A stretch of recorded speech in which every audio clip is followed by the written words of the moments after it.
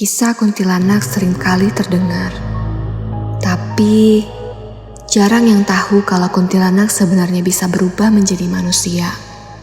Cerita kali ini akan mengisahkan tentang Adi yang setelah 100 hari kematian kekasihnya, mencoba mengubahnya menjadi kuntilanak, lalu menjadikannya mayat hidup dengan sebuah pusaka bernama paku kuntilanak.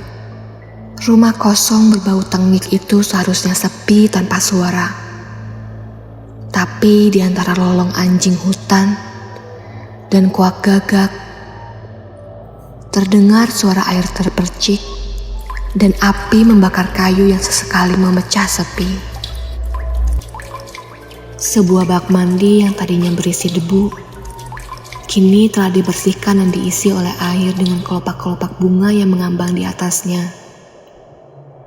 Tapi sayang, jernihnya air itu kini sudah harus ternodai lagi dengan seonggok jasad yang dimasukkan perlahan bersamaan dengan tanah dan kain kafannya. Seorang pria yang menyamarkan kedok dengan mengenakan jaket ojek online itu nampak menahan napas tersengal dan sesekali menahan batuk akibat debu dan aroma busuk dari jasad yang kini bercampur oleh air. Cacing belatung yang mencoba melarikan diri, pada akhirnya hanya bisa merelakan tubuh mereka berenang-renang sampai di antara kelopak bunga yang mulai layu, akibat dari ritual yang mulai bekerja. Sinar rembulan langsung menyeruak masuk begitu jendela kamar mandi dibuka, membawa angin yang meniup api pada obor yang tergantung sampai mati. Buih dan asap terlihat bergejolak dari dalam bak mandi, membuat senyum lelaki dengan tangan bersimbah darah dan lumpur itu mekar sumringah. Tanah dan lumpur yang memadati sekujur jasad berangsur-angsur berguguran meninggalkan belulang berwarna putih dalam balutan kafan. Kelopak bunga yang bergerak di permukaan satu persatu layu, seolah menjadi energi bagi sejasad untuk memunculkan wujudnya yang sebenarnya. Sementara itu, benang yang mencuat dari kafan bergerak-gerak seolah menemukan darah dan daging dari belulang, mengembalikan jasad ke kondisi utuhnya seperti sedia kala. Dengan kulit pucat membiru, sosok jasad itu kini telah berubah sempurna menjadi sosok gadis dengan batu nisan bertuliskan Mala, dengan rambut panjang yang basah dan tubuh padat berisi yang hanya terbalut oleh kain mori. Adi yang menyadari bahwa upacaranya berhasil, kini siap dengan pusaka yang terbalut oleh sutra yang berlumur darah.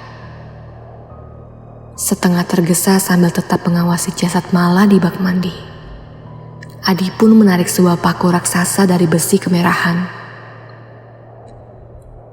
Dicurinya dari seorang dukun di desanya yang mayatnya kini tengah membusuk di kamarnya.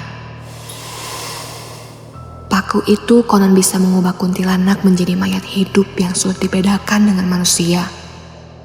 Keringat dingin membasahi wajah Adi ketika ia bersiap dengan ujung paku yang menghadap ubun-ubun jasad Mala. Ia benar-benar harus menunggu sampai Mala membuka matanya. Atau ritualnya malam ini akan gagal total. Begitu dilihatnya, kelopak mata Mala mulai bergerak-gerak. Adi langsung menghujamkan paku di tangannya pada ubun-ubun gadis malang itu. Suara erangan dan teriakan memecah malam membuat kelelawar dan burung-burung berterbangan. Adi yang terkejut dengan teriakan Mala hanya bisa mengumpat lalu terjatuh ke lantai yang licin. Lalu, begitu ia mengangkat kepalanya, dilihatnya sosok kekasihnya sudah sempurna kembali sebagai perawan yang randum.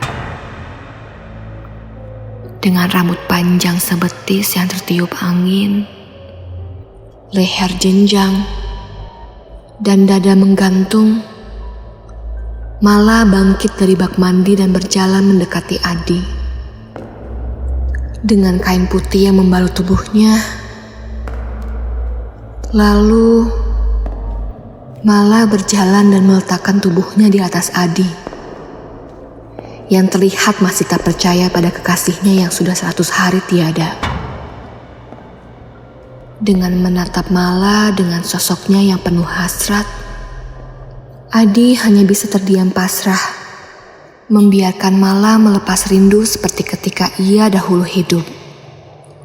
Dipeluknya punggung dingin Mala, lalu dibelainya rambut panjangnya.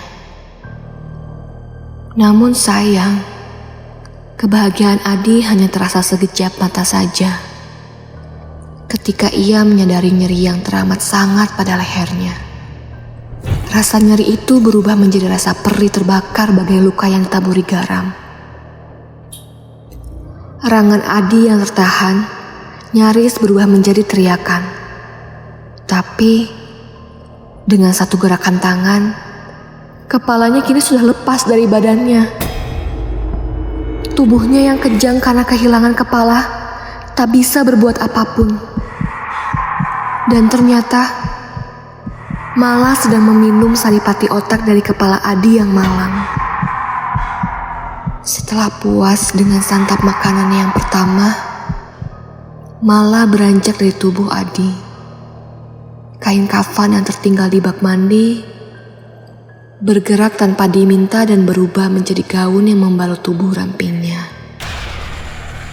Mala berjalan keluar dari rumah kosong yang kini bau tengiknya bercampur busuk dan menggaruk kepalanya sambil menahan nyeri akibat pusaka paku yang tertanam di tubuhnya.